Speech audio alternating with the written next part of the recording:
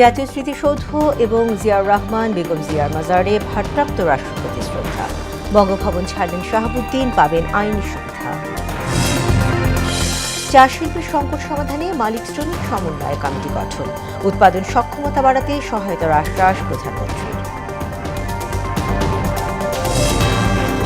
গেল 15 বছরে অর্থনীতিকে সম্পূর্ণ ধ্বংস করেছে আওয়ামী লীগ, অভিযোগ ফখরুলের।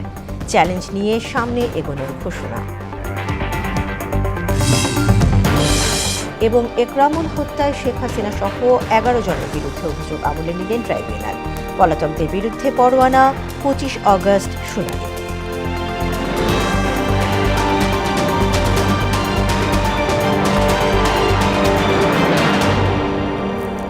আসসালামু আলাইকুম, মোহনা সংবাদে সবাইকে স্বাগত।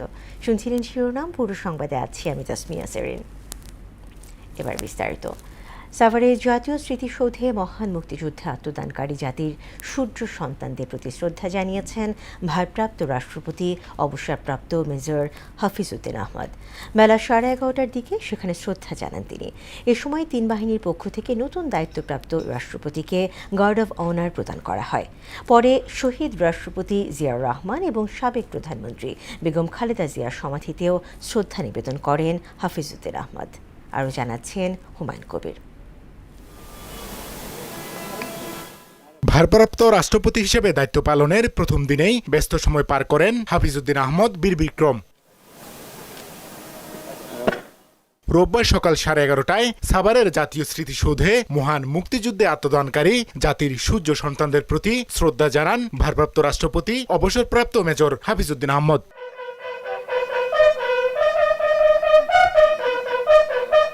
এ সময় 3 বাহিনীর পক্ষ থেকে নতুন দায়িত্বপ্রাপ্ত রাষ্ট্রপতিকে গার্ড অব অনার প্রদান করা হয়। এরপর রাজধানীর জিয়া উদ্যানে বিএনপির প্রতিষ্ঠাতা সাবেক রাষ্ট্রপতি জিয়াউর রহমান ও সাবেক প্রধানমন্ত্রী বেগম খালেদা জিয়ার সমাধিতে শ্রদ্ধা নিবেদন করেন ভারপ্রাপ্ত রাষ্ট্রপতি হাফিজউদ্দিন আহমদ। এই সময় তার সঙ্গে ছিলেন মুক্তিযুদ্ধ বিষয়ক প্রতিমন্ত্রী ইশরাক হোসেন। রোববার থেকে বঙ্গভবনে রাষ্ট্রপতির নিয়মিত দাপ্তরিক কার্যক্রম পরিচালনা করেন হাফিজউদ্দিন আহমেদ। হুমায়ুন কবির, মোহনা সংবাদ, ঢাকা। রাষ্ট্রপতির পদ থেকে পদত্যাগের 2 দিন পর বঙ্গভবন ছাড়লেন মোহাম্মদ শাহাবুদ্দিন। বেলা 8টার দিকে সপরিবারে বঙ্গভবন ছাড়েন তিনি। শারীরিক ও মানসিক গুরুতর স্বাস্থ্যগত জটিলতার কারণে দেশের সর্বোচ্চ সাংবিধানিক পদটির দায়িত্ব পালনে নিজেকে অক্ষম উল্লেখ করে শাহাবুদ্দিন আহমেদ 24 জুলাই রাষ্ট্রপতির পদ থেকে পদত্যাগ করেন। জাতীয় সংসদের স্পিকারের কাছে পদত্যাগপত্র জমা দেন তিনি। শাহাবুদ্দিন আহমেদ এখন গুলশানে অবস্থিত তার ব্যক্তিগত বাসভবনে উঠেছেন।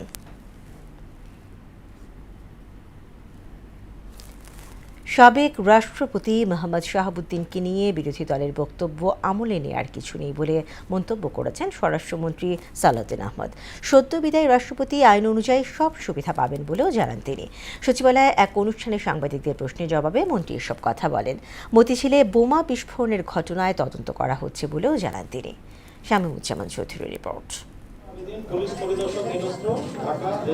পুলিশ বাহিনীতে সাহসিকতা ও প্রশংসনীয় কাজের স্বীকৃতি স্বরূপ পুরস্কার ও সম্মাননা প্রদান অনুষ্ঠানের আয়োজন করে স্বরাষ্ট্র মন্ত্রণালয়। এদিন সাহসিকতাপূর্ণ কাজের স্বীকৃতি হিসাবে 10 পুলিশ সদস্যকে পুরস্কার ও সম্মাননা দেন স্বরাষ্ট্রমন্ত্রী সালাউদ্দিন আহমদ। পরে সমসাময়িক বিভিন্ন ইস্যুতে সাংবাদিকদের মুখোমুখি হন তিনি। বিরোধী শিবির থেকে দাবি করা সদ্য পদত্যাগকারী রাষ্ট্রপতি গ্রেপ্তার ইস্যুতে কথা বলেন মন্ত্রী। বলেন, এমন দাবিকে আমলে নেওয়ার কিছু নেই। প্রচলিত বিধিবিধান অনুসরণ করেই সাবেক রাষ্ট্রপতি দায়িত্ব পালন করেছেন। তার বিরুদ্ধে ফৌজদারি অপরাধ বা এই বিষয়ে আদালতে কোনো মামলা করা যায় না। বিভিন্ন রাজনৈতিক দল, বিরোধী দলের পক্ষ থেকে এনসিপি এবং অন্যান্যরা তার বিরুদ্ধে কিছু অভিযোগ উত্থাপন করছে। সেটা করতে পারে, কিন্তু আমরা আমলে নেওয়ার মতো কোনো বক্তব্য ওখানে নাই। মহামান্য রাষ্ট্রপতি তার দায়িত্ব পালনকালীন সময়ে সাংবিধানিকভাবে দায়িত্ব পালন করেছেন এবং বিধিবিধান অনুযায়ী করেছেন। আমরা মহামান্য রাষ্ট্রপতির সহযোগিতা পেয়েছি। গেল শুক্রবার উল্টো রথের দিন মতিঝিলে বোমা পাওয়ার বিষয়েও কথা বলেন তিনি। ছাতার মধ্যে জিনিস পিলারের নিচে আছে এই মেট্রো রেলের, তখন তারা পুলিশ সদস্যদের জানায় কর্মরত, তারা সেটা বেষ্টনী দিয়ে রাখে এবং আমাদের বোম ডিসপোজাল ইউনিট গিয়ে সেটা ডিসপোজ অফ করে, এটা আমাদের সবসময় প্রস্তুতি থাকে। এছাড়া দুবাইয়ে গ্রেফতার সাবেক আইজিপি বেনজিরকে দেশে ফেরাতে সরকার সর্বোচ্চ চেষ্টা করছে বলেও জানান সালাউদ্দিন আহমদ। রয়্যাল কোর্ট যেটা ইউএই, তারা আদালত থেকে আর কয়েকটা বিষয় জানতে চেয়েছেন, সেই রিপ্লাইগুলো আমরা দিচ্ছি। শামীমুজ্জামান চৌধুরী, মোহনা সংবাদ, ঢাকা। এদিকে আইনমন্ত্রী মোহাম্মদ আসাদুজ্জামান বলেছেন, সাবেক রাষ্ট্রপতি মোহাম্মদ শাহাবুদ্দিনের বিরুদ্ধে ওঠাও দুর্নীতির অভিযোগ পর্যালোচনা করছে সরকার। দুপুরে চট্টগ্রাম জেলা আইনজীবী সমিতির উদ্যোগে নবীন আইনজীবীদের বরণ এবং প্রশিক্ষণ কর্মশালা শেষে তিনি কথা বলেন। পরবর্তী রাষ্ট্রপতি নির্বাচন প্রসঙ্গে আইনমন্ত্রী বলেন, সংবিধান অনুযায়ী পরবর্তী কার্যক্রম পরিচালিত হবে। এ বিষয়ে সরকার যথাযথ আইনি প্রক্রিয়া অনুসরণ করবে। চা শিল্পের বিকাশ, উৎপাদন সক্ষমতা বৃদ্ধি এবং শিল্পের দীর্ঘদিনের সমস্যা সমাধানে প্রয়োজনীয় সহযোগিতার আশ্বাস দিয়েছেন প্রধানমন্ত্রী তারেক রহমান। দুপুরে সচিবালয়ে মন্ত্রিপরিষদ বিভাগে প্রধানমন্ত্রীর কার্যালয়ে দেশের চা শিল্পের উন্নয়ন নিয়ে আয়োজিত এক সভায় একথা বলেন তিনি। সভায় শিল্পের বর্তমান অবস্থা, উৎপাদন ব্যয় বৃদ্ধি সহ নানা চ্যালেঞ্জ প্রধানমন্ত্রীর সামনে তুলে ধরেন চা বাগানের মালিক ও প্রতিনিধিরা। এ সময় সংশ্লিষ্ট মন্ত্রণালয় ও প্রতিনিধিদের নিয়ে একটি কমিটি গঠনের নির্দেশ দেন সরকার প্রধান। এর আগে সেনা সদর দপ্তরে নির্বাচনী পর্ষদ 2026-এর উদ্বোধন অনুষ্ঠানে প্রধানমন্ত্রী তারেক রহমান বলেন, সেনাবাহিনীকে সময়ের চাহিদা অনুযায়ী আধুনিক ও প্রযুক্তি নির্ভর বাহিনী হিসেবে গড়ে তুলতে সরকার বদ্ধপরিকর। এ সময় তিনি বলেন, দেশের স্বাধীনতা ও সার্বভৌমত্ব রক্ষার পাশাপাশি বাংলাদেশ সেনাবাহিনী অভ্যন্তরীণ শান্তি শৃঙ্খলা বজায় রাখা, স্থিতিশীলতা নিশ্চিত ও দুর্যোগ মোকাবেলায় বেসামরিক প্রশাসনকে সহায়তায় গুরুত্বপূর্ণ ভূমিকা পালন করে আসছে। দেশের প্রয়োজনে সেনাবাহিনীর এই অবদানের জন্য সেনাপ্রধান থেকে শুরু করে সব সদস্যকে আন্তরিক ধন্যবাদ জানান প্রধানমন্ত্রী। গেল 15 বছরে আওয়ামী লীগের দেশের অর্থনীতিকে সম্পূর্ণ ধ্বংস করে দিয়েছে বলে মন্তব্য করেছেন এলজিআরডি মন্ত্রী মির্জা ফখরুল ইসলাম আলমগীর। তিনি বলেন, মৃতপ্রায় অর্থনীতিকে টেনে তুলতে তারেক রহমানের নেতৃত্বে কাজ করছে সরকার।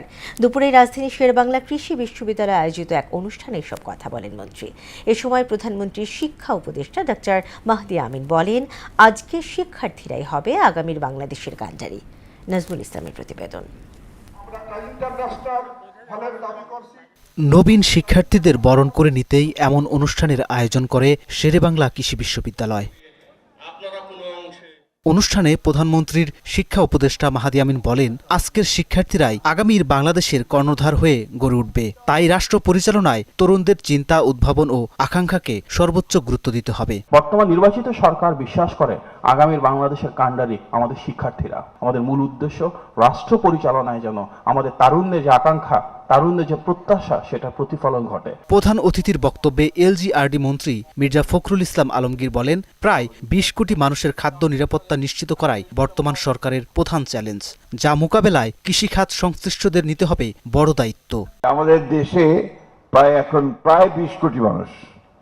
এই 20 কোটি মানুষের খাদ্য নিরাপত্তা যে চ্যালেঞ্জ, ফুড সিকিউরিটি যে চ্যালেঞ্জ, সেটা মোকাবেলা করা একটা বড় ব্যাপার। কৃষিতে যারা কাজ করেন, এরা আমার কাছে মনে হয় যে বাংলাদেশের সর্বশ্রেষ্ঠ মানুষ তারাই। আওয়ামী শাসনামলে দেশের ভঙ্গুর অর্থনীতির চিত্র তুলে ধরে তিনি বলেন, গেল 15 বছরে রাষ্ট্রীয় প্রতিষ্ঠানগুলো ক্ষতিগ্রস্ত হয়েছে। এসব প্রতিষ্ঠান পুনর্গঠন ও অর্থনীতিকে শক্তিশালী করাই বর্তমান সরকারের দায়িত্ব। আমরা দীর্ঘ 15 বছর, লাস্ট 15 ইয়ার্স, আমাদের ইকোনমিটা একদম র্যাভিশ, ধ্বংসপ্রাপ্ত হয়েছে, একেবারে ভেঙে দিয়েছে, চুরমার করে দিয়েছে। এখন এটাকে নতুন করে গড়ে তোলা খুব বড় চ্যালেঞ্জের। নেতিবাচক ধারা পরিহার করে দেশ ও মানুষের কল্যাণে সবাইকে ইতিবাচক ও জনমুখী রাজনীতি করার আহ্বানও জানান ফখরুল ইসলাম আলমগীর। দেশের কল্যাণের জন্য, মানুষের কল্যাণের জন্য, রাষ্ট্রের কল্যাণের জন্য। নাজমুল ইসলাম, মোহনা সংবাদ, ঢাকা। সরকার এবছর রাজস্ব থেকে কোনো অর্থ খরচ না করেই বিশ্বকাপ ফুটবল খেলা সম্প্রচার করেছে বলে জানিয়েছেন তথ্যমন্ত্রী জহিরুদ্দিন স্বপন। এছাড়া আগামী বিশ্বকাপকে লাভজনক পর্যায়ে নেওয়ার উদ্যোগ নেওয়া হচ্ছে বলেও জানান তিনি। সচিবালয়ে এক সংবাদ সম্মেলনে এসব কথা বলেন মন্ত্রী। এ সময় সফলভাবে বিশ্বকাপ ফুটবল প্রচারের উদ্যোগ নেওয়ায় তথ্যমন্ত্রীকে ফুল দিয়ে শুভেচ্ছা জানান যুব ক্রীড়া প্রতিমন্ত্রী আমিনুল হক। ক্রীড়া প্রতিমন্ত্রী বলেন, নতুন করে স্পোর্টসের মাধ্যমে প্রতিভাবান খেলোয়াড়দের খুঁজে বের করে সফল দায়িত্বভার গ্রহণ করবে সরকার। একসময় অবশ্যই বিশ্ব ফুটবলের সর্বোচ্চ জায়গায় পৌঁছাবে, সেই শুরুটা যেহেতু আমরা করতে পেরেছি, সেই শুরু থেকে আমি বলবো হয়তোবা 10 বছর কিংবা তার চেয়ে বেশি কিংবা 20 বছর বা কোনো এক সময় বাংলাদেশ বিশ্বকাপ ফুটবল খেলবে, সেই স্বপ্নটা আমিও আপনার মতো দেখি। এবারের এই প্রক্রিয়াকে লাগাতার ভাবে যদি উৎসাহ দিতে থাকেন, আমি বিশ্বাস করি যে আগামীতে যখন বিশ্বকাপ হবে তখন আমরা এটাকে শুধুমাত্র শূন্যের ব্যয়ের জায়গাতে না রেখে এটাকে একটা লাভজনক একটা ইভেন্টের পর্যায়ে আমরা নিয়ে যাব। কক্সবাজারের টেকনাফে কাউন্সিলর একরামুল হক হত্যাকাণ্ডের ঘটনায় মানবতাবিরোধী অপরাধ মামলায় শেখ হাসিনা সহ 11 জনের বিরুদ্ধে অভিযোগ আমলে নিয়েছেন আন্তর্জাতিক অপরাধ ট্রাইব্যুনাল। একই সঙ্গে পলাতকদের বিরুদ্ধে গ্রেফতারি পরোয়ানা জারি করে পরবর্তী শুনানির জন্য 25 আগস্ট দিন ধার্য করা হয়েছে। এদিকে জুলাই আন্দোলনে ইয়ামিন হত্যা মামলায় 19 জনের বিরুদ্ধে অভিযোগ আমলে নিয়ে পলাতকদের বিরুদ্ধে গ্রেফতারি পরোয়ানা জারি করেছেন ট্রাইব্যুনাল। আরও জানাচ্ছেন মুদাসসির আলী।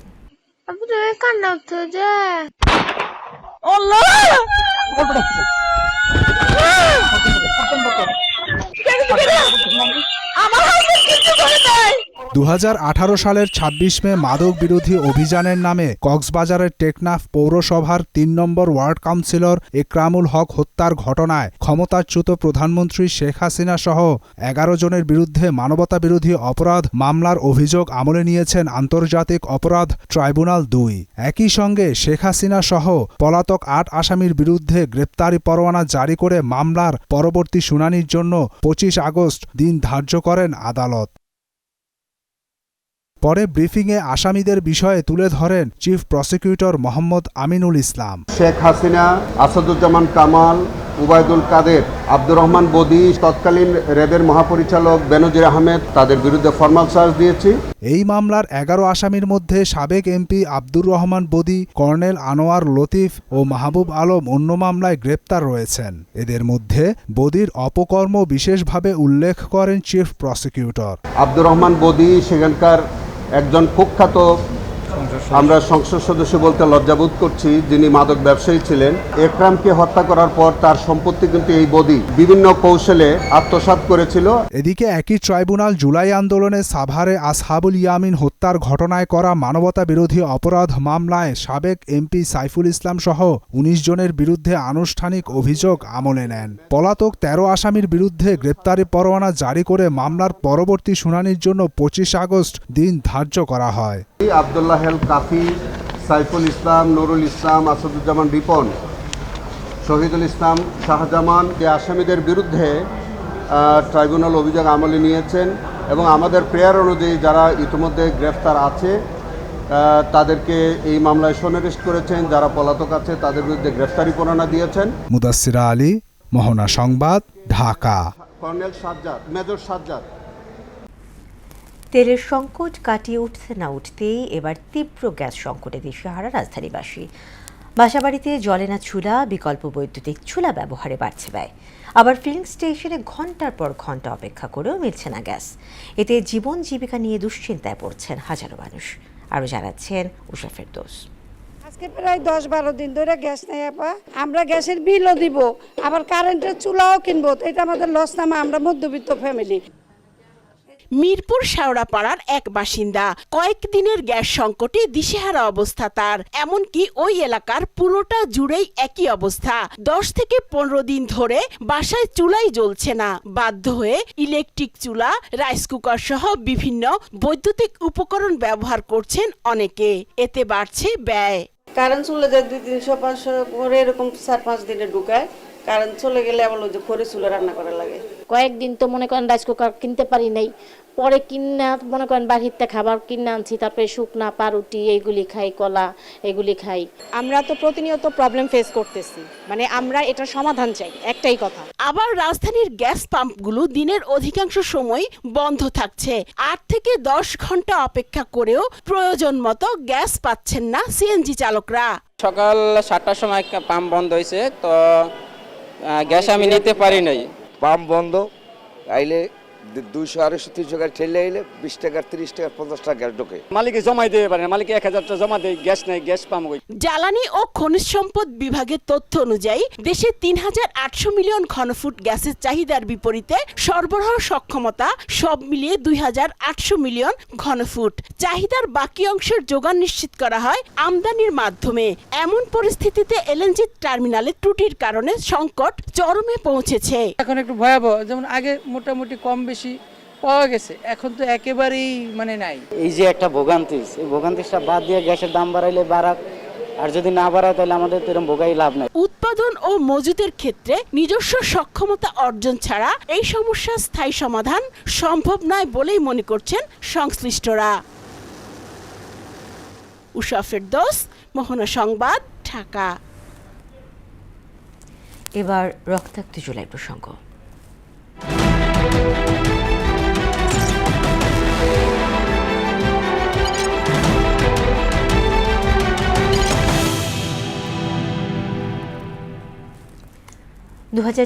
সালের 26 জুলাই ছাত্র জনতার আন্দোলন দমাতে 3 সমন্বয়ককে তুলে নেয় তৎকালীন ঢাকা মহানগর গোয়েন্দা পুলিশ। এদিকে গণগ্রেফতারের প্রতিবাদে স্বৈরাচার সরকারের পতনের এক দফা দাবিতে জাতীয় ঐক্যের ডাক দেন বিএনপি মহাসচিব মির্জা ফখরুল ইসলাম আলমগীর।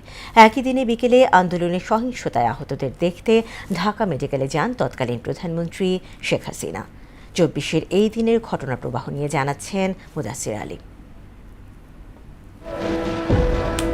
2024 সালের 26 জুলাই শুক্রবার কোটা সংস্কার আন্দোলন ইতোমধ্যে স্বৈরাচার সরকার বিরোধী আন্দোলনে রূপ নিয়েছে। পরিস্থিতি অনুকূলে আনতে আন্দোলনের 3 সমন্বয়ক নাহিদ ইসলাম, আসিফ মাহমুদ সজীব ভূঁইয়া ও আবু বাকের মজুমদারকে তুলে নেয় ঢাকার ডিবি পুলিশ। পরে রাতে জানানো হয় নিরাপত্তার স্বার্থেই তাদের ডিবি হেফাজতে আনা হয়েছে। 3 সমন্বয়কের জীবন হুমকিতে থাকায় হেফাজতে নেওয়া হয়েছে বলে জানান তৎকালীন স্বরাষ্ট্রমন্ত্রী আসাদুজ্জামান খান কামাল। কারা তোমাকে এইভাবে তোমাদেরকে ধমকাচ্ছে সেটা জানার জন্যই, তার জিজ্ঞাসাবাদের জন্যই 2-1জনকে তাকে ডেকে নেওয়া হয়েছে। এতেও আন্দোলন দমে যায়নি। বিক্ষোভ, সংঘাত, ভাঙচুর, সংঘর্ষ, অগ্নিসংযোগের ঘটনায় সারা দেশে সাঁড়াশি অভিযান পরিচালনা করে আইনশৃঙ্খলা রক্ষাকারী বাহিনী। রাজধানীর বিভিন্ন এলাকা ভাগ করে ব্লক রেড দিয়ে চলে গ্রেপ্তার অভিযান। বৃহস্পতিবার রাত থেকে শুক্রবার দুপুর পর্যন্তই সারা দেশে গ্রেপ্তার হয় 750-র বেশি। এর মধ্যে ঢাকাতেই 2 শতাধিক গ্রেপ্তার হয়। গণগ্রেপ্তার, ধরপাকড়, নির্যাতনের প্রতিবাদে এক দফা এক দাবিতে জাতীয় ঐক্যের ডাক দেন বিএনপির মহাসচিব মির্জা ফখরুল ইসলাম আলমগীর।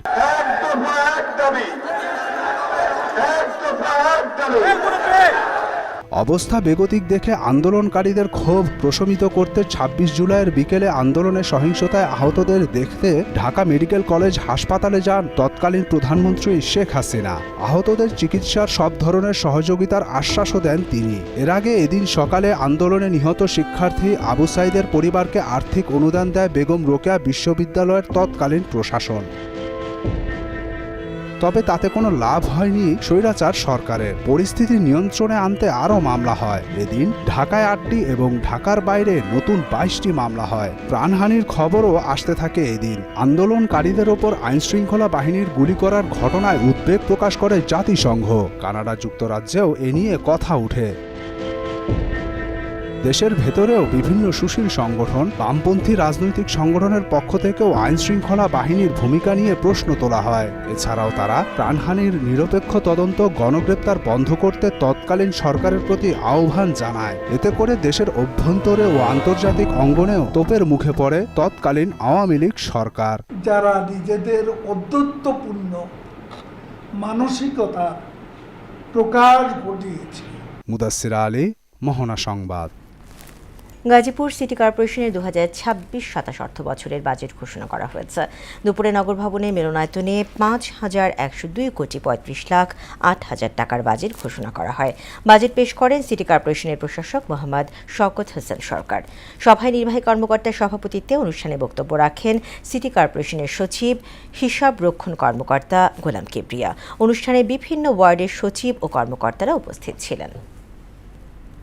সংশোধিত বাজেটের সর্বমোট সংশোধিত বাজেটের আয় আমাদের 3,463,697,000 টাকা এবং সর্বমোট ব্যয়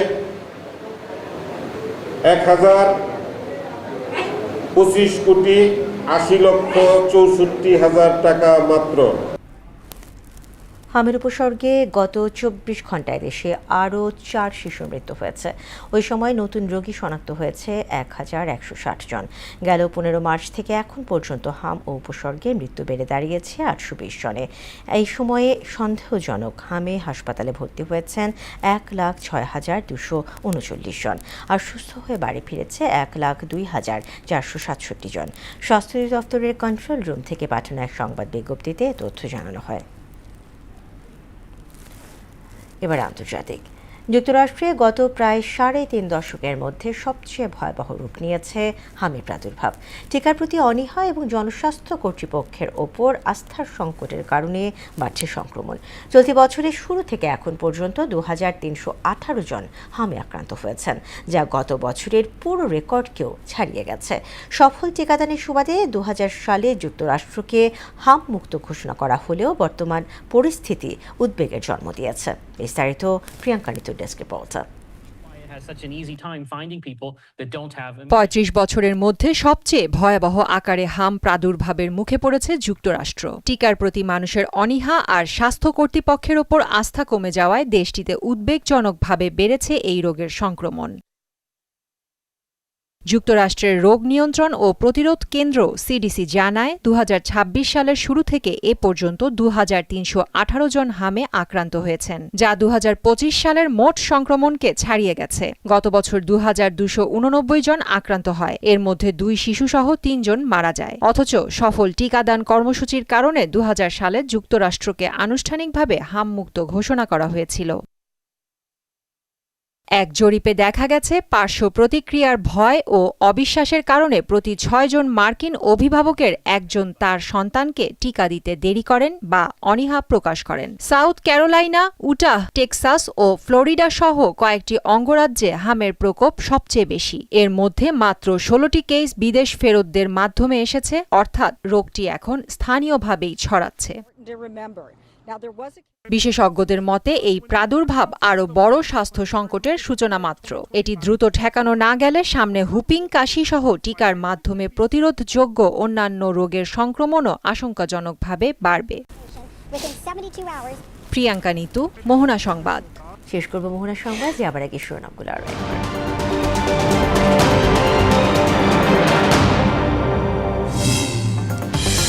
জাতীয় স্মৃতিসৌধ এবং জিয়াউর রহমান বেগম জিয়ার মাজারে ভারপ্রাপ্ত রাষ্ট্রপতি শ্রদ্ধা। বঙ্গভবন ছাড়লেন শাহাবুদ্দিন, পাবেন আইনি সুবিধা। চা শিল্পের সংকট সমাধানে মালিক শ্রমিক সমন্বয় কমিটি গঠন। উৎপাদন সক্ষমতা বাড়াতে সহায়তার আশ্বাস প্রধানমন্ত্রী। গেল 15 বছরে অর্থনীতিকে সম্পূর্ণ ধ্বংস করেছে আওয়ামী লীগ, অভিযোগ ফখরুলের। চ্যালেঞ্জ নিয়ে সামনে এগোনোর ঘোষণা। এবং একরামুল হত্যায় শেখ হাসিনা সহ 11 জনের বিরুদ্ধে অভিযোগ আমলে নিলেন ট্রাইব্যুনাল। পলাতকদের বিরুদ্ধে পরোয়ানা, 25 অগস্ট শুনানি। দর্শক, এই ছিল মোহনা সংবাদে। পরবর্তী সংবাদ রাত 9টায়। এর আগে সন্ধ্যা 7টায় দেখবেন সংবাদ এক নজরে। এছাড়া মোহনার সবশেষ খবর জানতে ভিজিট করুন www.mohana.tv। সংবাদ দেখতে পারেন আমাদের ফেসবুক পেজ ও ইউটিউবে। এতক্ষণ সঙ্গে থাকার জন্য ধন্যবাদ।